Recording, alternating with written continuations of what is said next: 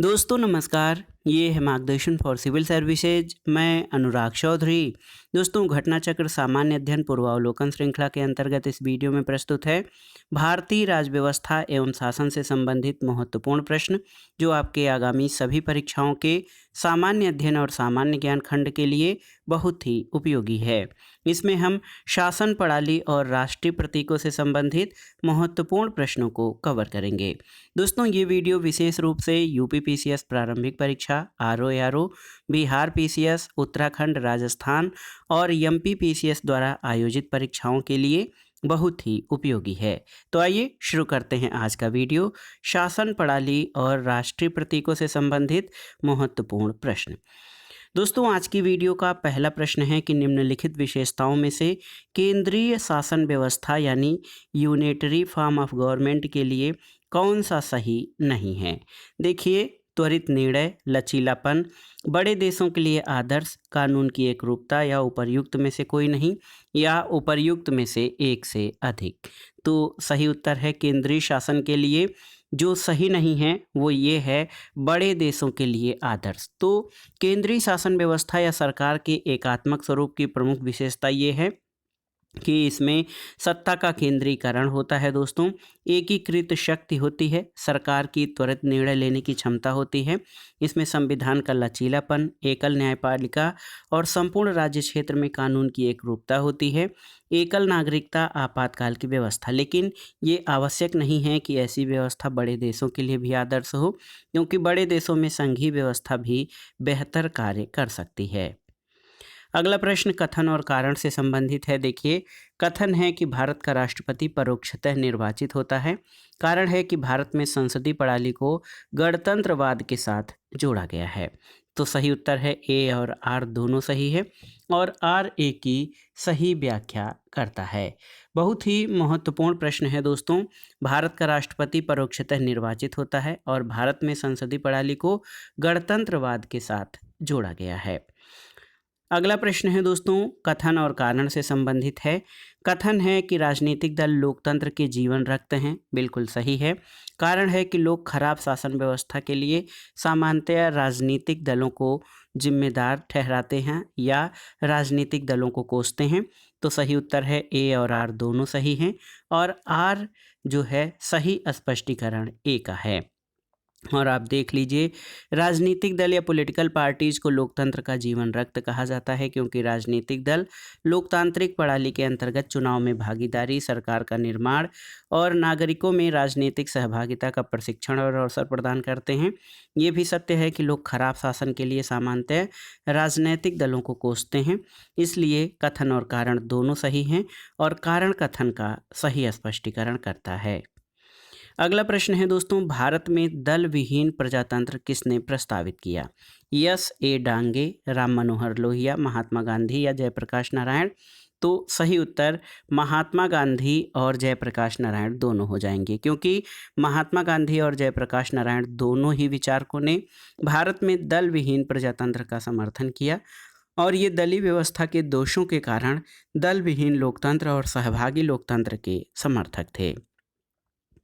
अगला प्रश्न कथन और कारण से संबंधित है। कथन है कि दोस्तों भारत की संघात्मक संरचना का मुख्य उद्देश्य इसकी बहुआयामी विविधताओं में से एक राष्ट्र का निर्माण करना और राष्ट्रीय एकता को संरक्षित करना था, बिल्कुल सही है। कारण है कि विविधताओं के समंजन से एक सशक्त न कि कमजोर भारतीय राष्ट्रीयता का निर्माण हुआ है, सही है। तो दोस्तों ए और आर दोनों सही है और आर ए की सही व्याख्या करता है।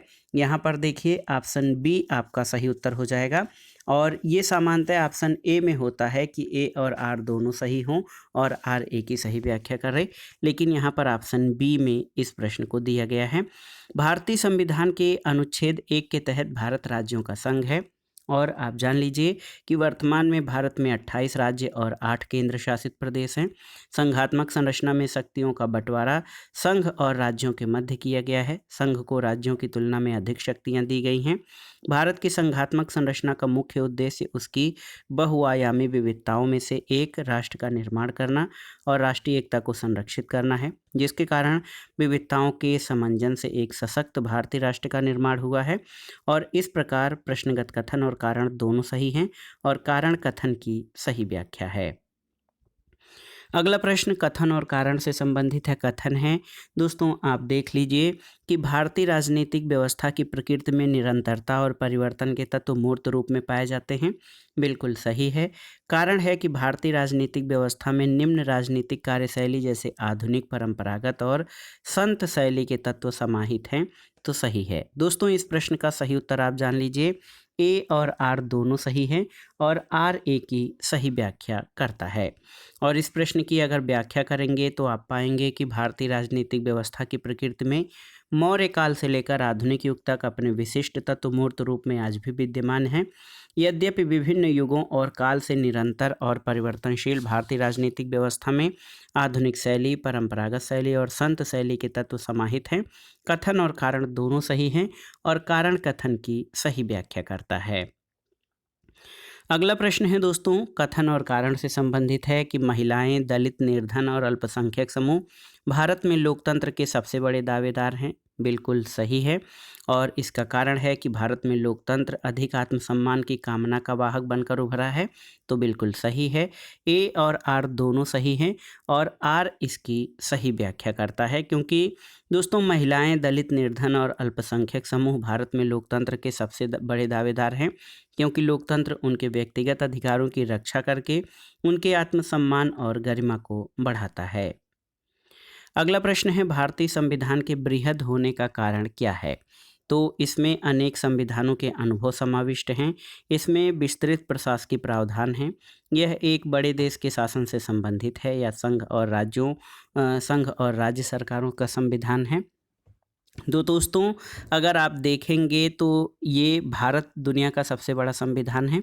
इसके बृहद होने का कोई एक कारण नहीं, बल्कि ये सभी कारणों से संविधान का स्वरूप बृहदाकार हो गया है। अगर इनमें से ये सभी हों तो सभी जो है इसके सही उत्तर हो जाएंगे, कोई एक कारण उत्तरदायी नहीं है। अगला प्रश्न है, निम्नलिखित में से कौन सा कथन सत्य है? यहाँ पर देखिए, संयुक्त राज्य अमेरिका में सरकार की संघीय प्रणाली है, सही है। भारत में सरकार की संघीय और एकात्मक दोनों प्रकार की प्रणाली है, सही नहीं है। फ्रांस में सरकार की संघात्मक प्रणाली है, सही नहीं है। पाकिस्तान में प्रधानमंत्री की नियुक्ति वहाँ की जनता के द्वारा होती है, ये सही नहीं है। इसमें आपसे पूछा गया है कि कौन सा कथन सही है, तो संयुक्त राज्य अमेरिका में सरकार की संघीय प्रणाली है। दोस्तों, भारत के संविधान में भारत को राज्यों का संघ बताया गया है, लेकिन संविधान के कतिपय प्रावधान राज्यों की अपेक्षा केंद्र को ज़्यादा शक्तिशाली बनाते हैं। भारतीय संविधान में एकात्मक प्रणाली के लक्षण हैं और मूल रूप से संविधान संघीय है, ऐसा मानना ज़्यादा उचित है। अगला प्रश्न है दोस्तों, देखिए महत्वपूर्ण प्रश्न है, निम्नलिखित में से कौन सी एक भारतीय संघ की राज्य पद्धति की विशेषता नहीं है? तो सही उत्तर है, ये संघबद्ध होने इकाइयों वाली इकाइयों के बीच एक सहमति का परिणाम है। ये भारतीय संघ की विशेषता नहीं है। भारतीय संघ में स्वतंत्र न्यायपालिका है, केंद्र और राज्यों के बीच शक्तियों का विभाजन है और संघबद्ध होने वाली इकाइयों को राज्यसभा में असमान प्रतिनिधित्व दिया गया है। तो ऑप्शन डी भारतीय संघ राज्य पद्धति की विशेषताओं में शामिल नहीं है। अगला प्रश्न दोस्तों कथन और कारण से संबंधित है। कथन है, भारतीय संघात्मक व्यवस्था को अर्ध संघात्मक कहा गया है, बिल्कुल सही है। और आप देखिए कारण है कि भारत में एक स्वतंत्र न्यायपालिका है जिसे न्यायिक पुनरीक्षण का अधिकार है। तो दोस्तों कथन और कारण दोनों सही हैं, लेकिन कारण कथन की सही व्याख्या नहीं करता है। ऑप्शन बी आपका सही उत्तर हो जाएगा। और आप जान लीजिए कि भारत के संविधान का वर्णन विभिन्न प्रकार से किया गया है। इसे अर्ध परिसंघी कहा गया है, इसमें परिसंघी किंतु प्रबल एकात्मक अथवा केंद्र समर्थक भी कहा गया है। संरचना में परिसंघी लेकिन भावना में एकात्मक, सामान्य स्थिति में परिसंघी लेकिन आपात स्थिति के दौरान पूर्णतया एकात्मक रूप में परिवर्तित हो जाने के इसके गुण के कारण ही इसे अर्धसंघात्मक कहा जाता है। भारतीय संविधान में स्वतंत्र न्यायपालिका का प्रावधान है। सर्वोच्च न्यायालय और उच्च न्यायालयों को न्यायिक पुनरीक्षण की शक्ति प्राप्त है और संविधान के कई अनुच्छेद जैसे 13, 32, 136, 141, 143, 226, 227, 246 और 372 आदि के उपबंध प्रत्यक्ष या अप्रत्यक्ष रूप से न्यायपालिका को न्यायिक पुनरीक्षण की शक्ति देते हैं। तो कथन और कारण दोनों सही होते हुए भी कारण कथन की सही व्याख्या नहीं करता है। अगला प्रश्न है दोस्तों, कथन है कि भारतीय संविधान अर्धसंघात्मक है। बिल्कुल सही है। कारण है कि भारतीय संविधान न तो संघात्मक है न ही एकात्मक है। तो सही उत्तर है ए और आर दोनों सही हैं और आर ए की सही व्याख्या करता है, क्योंकि भारतीय संविधान में जो है परिसंघीय व्यवस्था के गुण है, लेकिन इसमें प्रबल एकात्मकता के लक्षण भी मिलते हैं।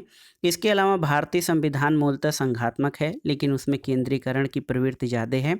इस मत का समर्थन संविधानविद डी बसु ने भी किया है और भारतीय संविधान न तो पूर्णतः संघात्मक है न पूर्णतः एकात्मक है और इसी कारण इसे अर्धसंघात्मक कहा गया है। अगला प्रश्न है दोस्तों, भारतीय संविधान की प्रकृति क्या है, आपको बताना है।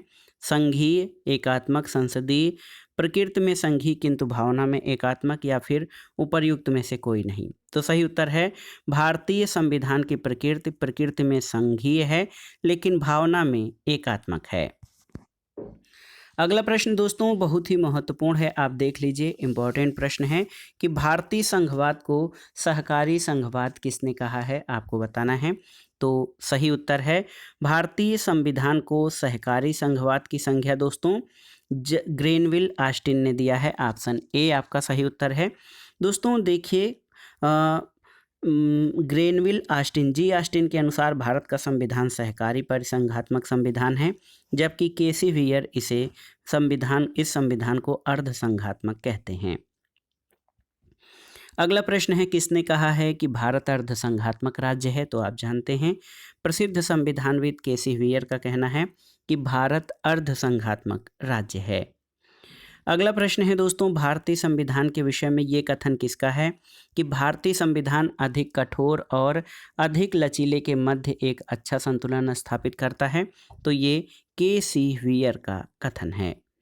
अगला प्रश्न है दोस्तों, संविधान को संघात्मकता के तंग ढांचे में नहीं ढाला गया है, ये कथन किसका है। तो सही उत्तर है बाबा साहब डॉक्टर भीमराव अंबेडकर।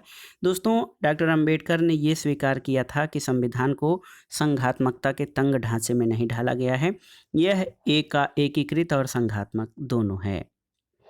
अगला प्रश्न है दोस्तों, मिथकों और कहावतों के रूप में प्रशासन के सिद्धांतों को किसने अस्वीकार किया है। ऑप्शन है Herbert Simon, Dwight Waldo, Frank मोरिनी या FW रिक्स। तो दोस्तों एक ये महत्वपूर्ण प्रश्न है TGT, PGT, LT grade, government inter college प्रवक्ता, नागरिक शास्त्र और राजनीति शास्त्र के विषय के लिए, और ये पब्लिक एडमिनिस्ट्रेशन खंड के लिए इम्पॉर्टेंट है कि मिथकों और कहावतें के रूप में प्रशासन के सिद्धांतों को किसने अस्वीकार किया है। तो ये हैं हर्बर्ट साइमन। दोस्तों हर्बर्ट साइमन ने मिथकों और कहावतों के रूप में प्रशासन के सिद्धांतों को असंगत और अस्पष्ट मानते हुए अस्वीकार किया है, जबकि ड्वाइट वाल्डो, फ्रैंक मोरिनी और FW रिक्स ने मिथकों और कहावतों के रूप में प्रशासन के सिद्धांतों को स्वीकार किया है। अगला प्रश्न है, विधि और स्वाधीनता के बीच सबसे उपयुक्त संबंध को कौन प्रतिबिंबित करता है। तो सही उत्तर है यदि विधि नहीं है तो स्वाधीनता भी नहीं है। दोस्तों ये कथन विधि और स्वाधीनता के मध्य सबसे उपयुक्त संबंध को दर्शाता है। और स्वाधीनता का तात्पर्य क्या है। स्वाधीनता का तात्पर्य विधि की पूर्ण अनुपस्थिति कदापि नहीं है। जॉन लॉक के अनुसार स्वाधीनता के अस्तित्व के लिए विधि का अस्तित्व जरूरी है। कानून ही स्वतंत्रता की रक्षा करता है और लॉक का कहना है जहाँ कोई कानून नहीं वहाँ कोई स्वतंत्रता नहीं। अगला प्रश्न है, निम्नांकित में से कौन विकास प्रशासन की अवधारणा से संबंधित है। तो सही उत्तर है फ्रेड रिक्स। दोस्तों फ्रेड W रिक्स ये विकास प्रशासन की अवधारणा से संबंधित हैं। इन्होंने अपनी पुस्तक एडमिनिस्ट्रेशन डेवलपमेंट इंक्लूसिव कॉन्सेप्ट में लिखा है कि विकास प्रशासन उन सब कार्यक्रमों और परियोजनाओं को पूरा करने के संगठित प्रयासों से संबंधित है जो विकास में संलग्न व्यक्तियों द्वारा प्रवर्तित किए जाते हैं। अगला प्रश्न है, निम्नांकित में से कौन सा एक चिंतक लोक प्रशासन और निजी प्रशासन में समानताओं का समर्थक है? Herbert Simon, Paul H Appleby, sir Josiah Stamp या हेनरी फेयोल? तो सही उत्तर है हेनरी फेयोल। दोस्तों, प्रसिद्ध प्रशासनिक चिंतक हेनरी फेयोल ने लोक प्रशासन और निजी प्रशासन में समानता का समर्थन किया है। इनके अनुसार अब हमारे सामने अनेक प्रकार के प्रशासन विज्ञान नहीं है, बल्कि एक ही प्रशासन है जिसे सार्वजनिक और निजी मामलों में समान रूप से उपयोग में लाया जाता है। अगला प्रश्न बहुत ही महत्वपूर्ण कथन है आपके लिए कि यदि हमारी सभ्यता विफल होती है तो ये मुख्यतः प्रशासन के ध्वस्त होने का कारण होगा। ये कथन किसका है? तो जो भी छात्र हमारे पॉलिटिकल साइंस और सिविक्स विषय से टीजीटी पीजीटी आदि परीक्षाओं की तैयारी कर रहे हैं, एलटी ग्रेड और जीआईसी की, वो इस प्रश्न को बहुत अच्छे से देख लेंगे कि यदि हमारी सभ्यता विफल होती है तो ये मुख्यतः प्रशासन के ध्वस्त होने का कारण होगा। ये डब्ल्यू.बी. डोनहम का कथन है। अगला प्रश्न है दोस्तों, गणतंत्रीय अवधारणा से संबंधित कौन सा एक नहीं है? देखिए, एक राज्य जिसमें जनता सर्वोच्च हो, सही है। सर्वोच्च शक्ति निर्वाचित सरकार में निहित हो, बिल्कुल सही है। सर्वोच्च शक्ति एक राजा के समान एक ही व्यक्ति में निहित हो, ये सही नहीं है। और एक ऐसी सरकार जो जनता द्वारा निर्वाचित प्रतिनिधियों की हो, तो सही है। दोस्तों देखिए, सी जो है ये गणतंत्रीय अवधारणा से संबंधित नहीं है, जबकि गणतंत्रीय अवधारणा में राज्य में जनता सर्वोच्च होती है। सर्वोच्च शक्ति निर्वाचित प्रधान में होती है, और ऐसी सरकार जो जनता द्वारा निर्वाचित प्रतिनिधियों की हो, ये गणतंत्रीय अवधारणा से संबंधित है। लेकिन सर्वोच्च शक्ति एक राजा के समान एक व्यक्ति में निहित हो, ये गणतंत्रीय अवधारणा से संबंधित नहीं है। अगला प्रश्न है, किसको विधि के शासन के प्रमुख लक्षणों के रूप में माना जाएगा? दोस्तों देखिए, शक्तियों का परिसीमन बिल्कुल सही है। विधि के समक्ष समता सही है। सरकार के प्रति जन उत्तरदायित्व और स्वतंत्रता तथा नागरिक अधिकार। तो यहाँ पर देखिए 1, 2, 4 1, 2, 4 दोस्तों आप देखिए ये विधि के शासन के प्रमुख लक्षण हैं। दोस्तों आप जान लीजिए कि प्रोफेसर डायसी ने 1885 में अपनी पुस्तक द लॉ ऑफ कॉन्स्टिट्यूशन में विधि के शासन के 3 लक्षण दिए। एक तो विधि की सर्वोपरिता, यानी विधि सर्वोच्च है और राज्य या व्यक्ति की स्वेच्छाचारिता का अभाव होना। किसी भी व्यक्ति को केवल विधि के उल्लंघन हेतु दंडित किया जा सकता है, अन्य किसी कारण से नहीं। और स्वेच्छाचारिता का अभाव शक्तियों के परिसीमन के रूप में प्रतिबिंबित होता है। इसके अलावा विधि के समक्ष समता, यानी विधि के लिए सभी समान हैं, कोई भी विधि से ऊपर नहीं है। विधिक भावना की प्रबलता, तो इसका तात्पर्य है कि संविधान के सामान्य सिद्धांत व्यक्तियों के अधिकार स्वतंत्रताओं का निर्धारण करने वाले न्यायिक विनिश्चयों का परिणाम है। सरकार के प्रति जन उत्तरदायित्व विधि के शासन का लक्षण नहीं है। ऑप्शन सी सही उत्तर हो जाएगा। अगला प्रश्न है, संवैधानिक सरकार वह है? तो देखिए, जो राज्य की सत्ता के हित में व्यक्ति की स्वतंत्रता पर प्रभावकारी प्रतिबंध लगाती है, तो ये सही नहीं है। दूसरा है कि जो व्यक्ति की स्वतंत्रता के हित में राज्य की सत्ता पर प्रभावकारी प्रतिबंध लगाती है। तो केवल 2 आपका सही है, ऑप्शन बी। दोस्तों संवैधानिक सरकार ये सीमित सरकार होती है। इसमें सरकार की शक्ति का स्रोत संविधान होता है, और संवैधानिक सरकार व्यक्ति की स्वतंत्रता के हित में राज्य की सत्ता पर प्रतिबंध लगाती है। अगला प्रश्न है दोस्तों, परिभाषा से संवैधानिक सरकार का अर्थ क्या है? तो देखिए, संवैधानिक सरकार विधानमंडल द्वारा सरकार, लोकप्रिय सरकार, बहुदलीय सरकार या सीमित सरकार। तो सही उत्तर आपका हो जाएगा सीमित सरकार, ऑप्शन डी। दोस्तों संवैधानिक सरकार का अर्थ सीमित सरकार होता है। इसका मतलब ये है कि सरकार और इसके अंग विधायिका, कार्यपालिका और न्यायपालिका का स्रोत संविधान है, और ये संविधान में निहित उपबंधों के अधीन कार्य करते हैं। संविधान सरकार द्वारा अपने नागरिकों पर लागू किए जाने वाले कानूनों और नीतियों पर कुछ सीमाएं लगाता है। ये सीमाएं इस रूप में मौलिक होती हैं कि सरकार कभी उसका उल्लंघन नहीं कर सकती है। अगला प्रश्न है दोस्तों, देखिए, संवैधानिक सरकार का क्या आशय है आपको बताना है। तो कोई सरकार जो संविधान की सीमाओं से परिबद्ध हो, यानी सरकार से संविधान से सीमित हो, ऐसी सरकार को संवैधानिक सरकार कहते हैं। संवैधानिक सरकार की शक्तियां संविधान के तहत सीमित होती हैं और सरकार अपने प्राधिकार या शक्तियों के प्रयोग में संविधान की मौलिक संरचना का उल्लंघन नहीं कर सकती है। संवैधानिक सरकार की व्यवस्था में सरकार जैसे भारत में केंद्र और राज्यों की सरकारों के प्राधिकार का स्रोत संविधान होता है। अगला प्रश्न है, राज्य व्यवस्था के संदर्भ में निम्नलिखित में से किस एक को आप स्वतंत्रता की सर्वाधिक उपयुक्त व्याख्या के रूप में स्वीकार करेंगे? देखिए, राजनीतिक शासकों की तानाशाही के विरुद्ध संरक्षण, नियंत्रण का अभाव, इच्छानुसार कुछ भी करने का अवसर या स्वयं को पूर्ण विकसित करने का अवसर। तो सही उत्तर है स्वयं को पूर्ण विकसित करने का अवसर। दोस्तों, स्वयं को पूर्ण विकसित करने का अवसर स्वतंत्रता की वो स्थिति है जिसमें लोग अपनी रचनात्मकता और क्षमताओं का विकास करते हैं। इस अर्थ में स्वतंत्रता व्यक्ति की रचनाशीलता, संवेदनशीलता और क्षमताओं के भरपूर विकास को बढ़ावा देती है। ये विकास खेल, विज्ञान, कला, संगीत या अन्वेषण जैसे किसी अन्य क्षेत्र में हो सकता है। अगला प्रश्न है दोस्तों, समाज में समानता के होने का निहितार्थ ये है कि उसमें विशेषाधिकारों का अभाव है, अवरोधों का अभाव है, प्रतिस्पर्धा का अभाव है या विचारधारा का अभाव है। तो दोस्तों, समाज में समानता के होने का निहितार्थ ये है कि उसमें विशेषाधिकारों का अभाव है। समानता का एक सामान्य अर्थ ये है कि रंग, नस्ल, जन्म, जाति, लिंग आदि के आधार पर किसी व्यक्ति से कोई भेदभाव नहीं किया जा सकता और किसी व्यक्ति को कोई विशेषाधिकार नहीं दिया जा सकता।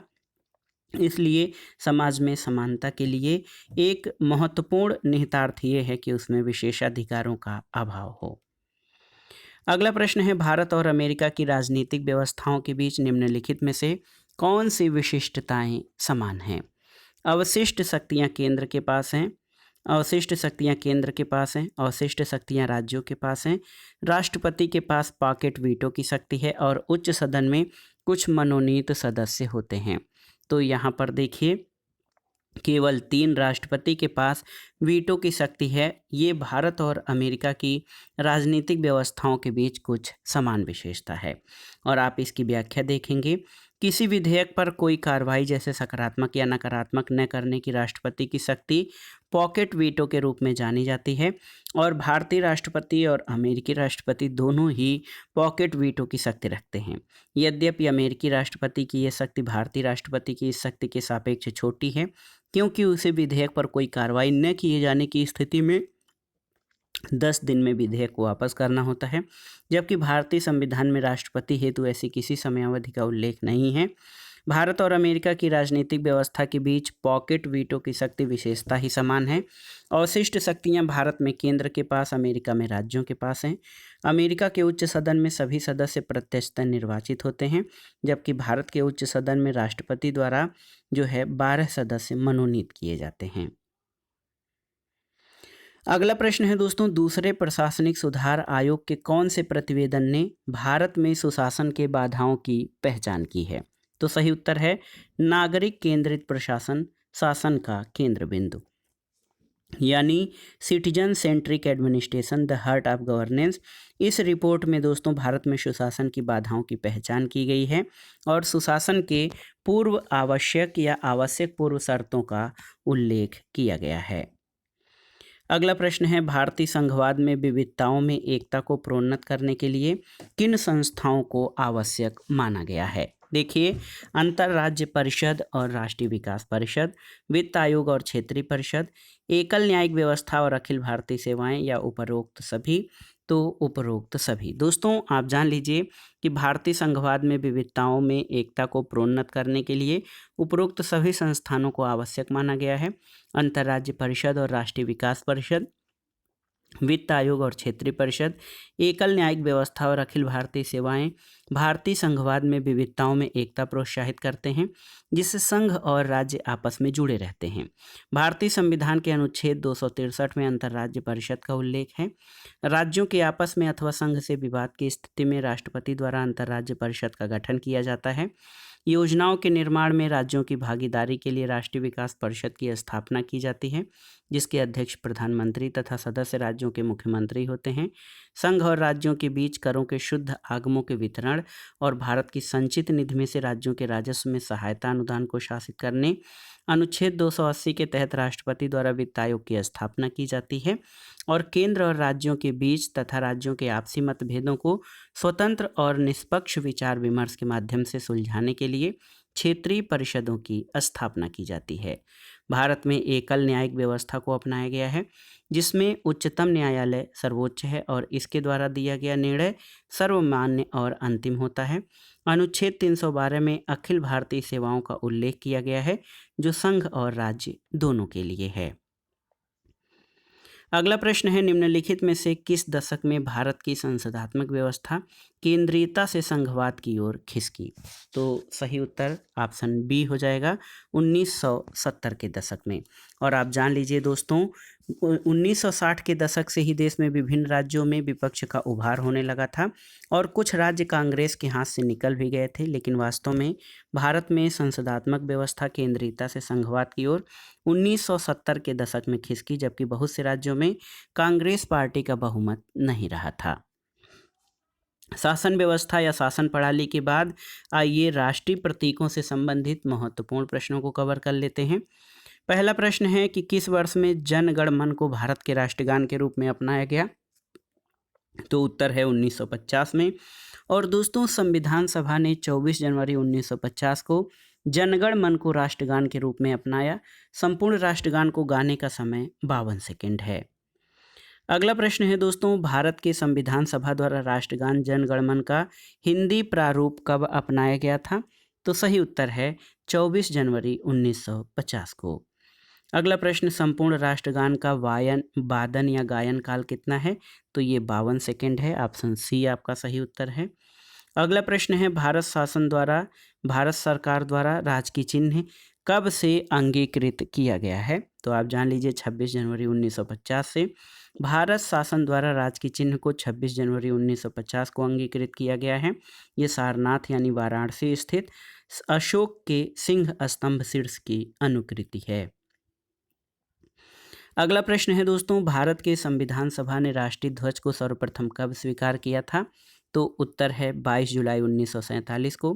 भारत की संविधान सभा ने अपने चौथे अधिवेशन 14 जुलाई 1947 से 31 जुलाई 1947 में 22 जुलाई 1947 को भारत का राष्ट्रीय ध्वज स्वीकार किया। राष्ट्रीय ध्वज में जो है बीच में जो चक्र है उसमें 24 तीलियां हैं और राष्ट्रीय ध्वज की लंबाई और चौड़ाई का अनुपात 3 और 2 का है। अगला प्रश्न है, निम्नलिखित कथनों पर विचार कीजिए और आपको बताना है कि कौन सा कथन इसमें सही है। भारत की संविधान सभा ने राष्ट्रीय ध्वज का प्रारूप 22 जुलाई 1947 को अपनाया था, बिल्कुल सही है। राष्ट्रीय ध्वज के बीच में 21 चक्र में 21 तीलियां हैं, सही नहीं है। राष्ट्रीय ध्वज की चौड़ाई और लंबाई का अनुपात 3:4 है, गलत है। तो यहाँ पर केवल कथन एक होगा कि भारतीय संविधान सभा द्वारा 22 जुलाई 1947 को जो है राष्ट्रीय ध्वज अपनाया गया था। अगला प्रश्न है दोस्तों, भारत की संविधान सभा ने किस तिथि को राष्ट्रीय ध्वज को अपनाया था? तो आप जानते हैं 22 जुलाई 1947 को। भारतीय राष्ट्रीय ध्वज के प्रारूप को किस दिन स्वीकार किया गया था? तो उत्तर है 22 जुलाई 1947 को राष्ट्रीय ध्वज के प्रारूप यानी मॉडल को स्वीकार किया गया था। अगला प्रश्न है, भारत का राष्ट्रीय पशु क्या है? तो ये है बाघ। तो याद रखिएगा, भारत का राष्ट्रीय पशु बाघ यानी पैंथेरा टाइग्रिस है और देश में बाघों की घटती हुई संख्या देखते हुए अप्रैल 1973 में बाघ परियोजना शुरू की गई थी। अगला प्रश्न है दोस्तों, हमारे राष्ट्रीय प्रतीकों के अंतर्गत भारत का राष्ट्रीय फूल कौन सा है? तो आप जानते हैं कमल। ये भारतीय संस्कृति का प्रतीक है और इसका वैज्ञानिक नाम नेलेम्बो न्यूसीफेरा है। अगला प्रश्न है दोस्तों, भारत का राष्ट्रीय पक्षी कौन है? तो मयूर या मोर। भारत का राष्ट्रीय पक्षी मोर, इसका वैज्ञानिक नाम पाओ क्रिस्टेटस है। और आप जान लीजिए, भारत का राष्ट्रीय वृक्ष बरगद, राष्ट्रीय पुष्प कमल, राष्ट्रीय फल आम और राष्ट्रीय वाक्य सत्यमेव जयते है, जो सारनाथ के अशोक स्तंभ से लिया गया है। अगला प्रश्न है, भारतीय राष्ट्रीय ध्वज में चक्र किसका प्रतीक है? तो सही उत्तर है दोस्तों, भारतीय राष्ट्रीय ध्वज में चक्र जो है ये न्याय का प्रतीक है और इसमें कुल 24 तीलियां हैं। ये प्रारूप सारनाथ में अशोक के सिंह स्तंभ पर बने चक्र से लिया गया है। अगला प्रश्न है, भारत के राष्ट्रीय ध्वज में अरों की कुल संख्या कितनी है? तो तीलियों की कुल संख्या 24 है। और अगला प्रश्न है दोस्तों, राष्ट्रीय पंचांग के संबंध में कौन से कथन सही हैं? पहला कथन है कि भारतीय राष्ट्रीय पंचांग विक्रम संवत पर आधारित है, तो सही नहीं है। और राष्ट्रीय पंचांग को 26 जनवरी 1950 को अपनाया गया, ये भी सही नहीं है। तो न तो एक और न ही दो। सही उत्तर क्या है? तो दोस्तों, ग्रिगोरियन कैलेंडर के साथ देश भर के लिए शक संवत पर आधारित राष्ट्रीय पंचांग को अपनाया गया है, न कि विक्रम संवत को। इसका पहला महीना चैत्र है और सामान्यतः वर्ष 365 दिन का होता है। 22 मार्च 1957 को इसे अपनाया गया और चैत्र का पहला दिन सामान्यतः 22 मार्च और अधिवर्ष में 21 मार्च को पड़ता है। तो दोस्तों, ये था आज का वीडियो सामान्य अध्ययन पूर्वावलोकन श्रृंखला के अंतर्गत भारतीय शासन और राज्य व्यवस्था के महत्वपूर्ण प्रश्नों में। इस वीडियो में हमने विभिन्न शासन प्रणाली और भारत के राष्ट्रीय प्रतीकों से संबंधित महत्वपूर्ण प्रश्नों को कवर किया, जो आपके आगामी विभिन्न परीक्षाओं के सामान्य ज्ञान और सामान्य अध्ययन के साथ अन्य अध्यापक भर्ती परीक्षाओं जैसे TGT, PGT, LT grade, government inter college प्रवक्ता आदि के लिए ये वीडियो बहुत ही महत्वपूर्ण है। आप इसमें सम्मिलित प्रश्नों को कवर कर लीजिएगा, रिवाइज कर लीजिएगा, ताकि आगामी परीक्षाओं में जब ये प्रश्न पूछे जाएं तो आप उनको सही अटेम्प्ट कर सकें। दोस्तों, वीडियो आपको कैसा लगा हमें कमेंट बॉक्स में ज़रूर बताइएगा। वीडियो को लाइक करें, शेयर करें और इस चैनल मार्गदर्शन फॉर सिविल सर्विसेज को सब्सक्राइब करें। वीडियो देखने के लिए धन्यवाद। नमस्कार।